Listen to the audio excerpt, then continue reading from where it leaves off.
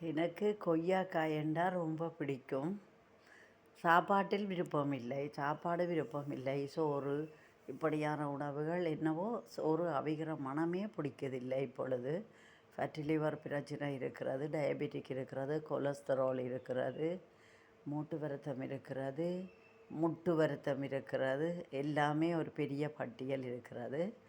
வயது மீறிக்கொண்டிருப்பதால் சாப்பாட்டில் விருப்பம் இல்லை. எனவே சாப்பிடுவதெல்லாம் இந்த குரங்கு சாப்பிட்ற சாப்பாடுகள்லாம் கொய்யாப்பழம், வாழைப்பழம், பப்பாப்பழம், ஆப்பிள் பழம் இவை தான் சாப்பிட்றது. மாம்பழம், பலாப்பழம் எல்லாம் விருப்பம். டயபெட்டிக் குளுசையும் போடுறது, ஆனால் அதுகளையும் ஆசைக்கு எப்போவாவது சாப்பிட்றது.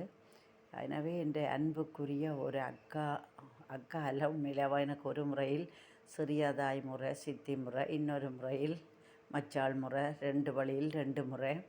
ஆனால் உண்மையிலே இந்த உண்மையான ஒரு பாசமுள்ள உறவு. என்னை விட வயது கூட. உண்மையில் பாவம்.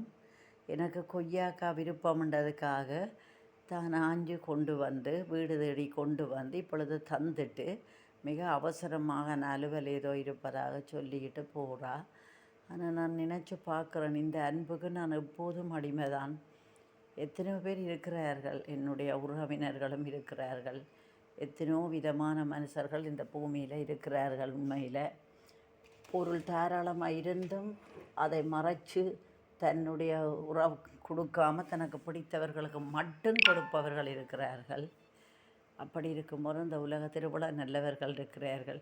2 தினங்களுக்கு முன்னால் நான் ஒரு நல்ல காரியம் செய்தேன். என்னடா, எனது வளவுக்கு இருந்த வாழைக்குலை பழுத்துட்டுது. ஒரே நேரத்தில் 2 வாழைக்குலை. அது ஒன்று முறிஞ்சு ஒன்றும் செய்ய இயலாது, என்னால் சாப்பிடவும் இயலாது, கொண்டு திரிஞ்சு விற்கவும் இயலாது. சில சீப்புகளை வெட்டி ஒரு 3 சீப்பை அல்லது 4 சீப்பை கொண்டு போனேன்.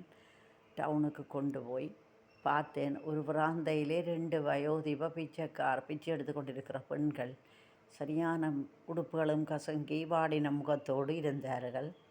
அவர்கள் 2 பேருக்கும் கேட்டுட்டு தான் கொடுத்தேன். உங்களுக்கு டயபெட்டிக் முட்டு வருத்தங்கள் இருந்தால் கவனம், பிறகு நான் என்னால் வருத்தம் வந்து இருக்கக்கூடாது, நல்லதாக உங்களுக்கு பிரச்சனை இல்லையண்டா சாப்பிடுங்கோண்டு ஆசையோடு வாங்கினார்கள். இங்கால சற்று தள்ளி வந்து இன்னொரு வயது போன கிழவன் ஒரு ஆள், அவரும் பழங்கள் விற்று கொண்டிருந்தார். ஐயா, வாழைப்பழம் இருக்குது, வைக்காமல் சாப்பிடுங்கோ, நாளைக்கு பழுதாக போடும் என்று கொடுத்தேன். கொடுத்துட்டு வந்தேன். சந்தோஷம். வேறு என்னதை நாம் வாழ்க்கையில் கண்டது? போகும் பொழுது நெத்தியில் 1 ரூபா குத்தி மட்டும்தான் மிச்சம். ஆனால் சில மனிதர்கள் கஞ்சத்தனம் என்பதற்கு வார்த்தையில் சொல்ல முடியாத கஞ்சத்தனம். அது என்னுடைய உறவுகளுக்கள் கூட அப்படி கஞ்சத்தனம் இருக்கிறது. அதுதான் எனக்கு வேதனை. உண்மையில் உறவினர் என்று சொன்னால் இப்படி துடிக்க வேணும். ஒருவருக்கு துன்பம் என்றால் அடுத்தவர் துடிக்க வேண்டும். தன்னுடைய உறவினர்கள் துடிக்கும்போது துடிப்பவர் தான் உறவினர்.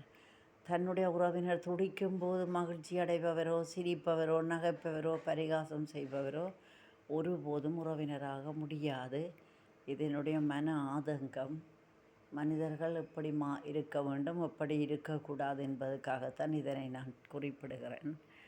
இந்த நல்ல உள்ளத்துக்கு நான் மனதார வாழ்த்திட்டு, இன்றைக்கு உண்மையில் விடிஞ்ச காலமாக சாப்பிட்டதுக்கு பிறகு சாப்பிட இல்லை, சாப்பாடில் விருப்பம் இல்லை. இப்போ இவ கொண்டு வந்து தந்தபடியால் இதை ஒருக்கா உப்பு தண்ணீரில் கழுவிட்டு சாப்பிடுவோம் நினைக்கிறேன். உப்பு தண்ணியில் கழுவித்தான் நான் எப்பவும் சாப்பிட்றது. பழங்கள் வாங்கினால் அது நல்ல வழக்கம் தானே, வேறு என்ன? சரி, ஓகே.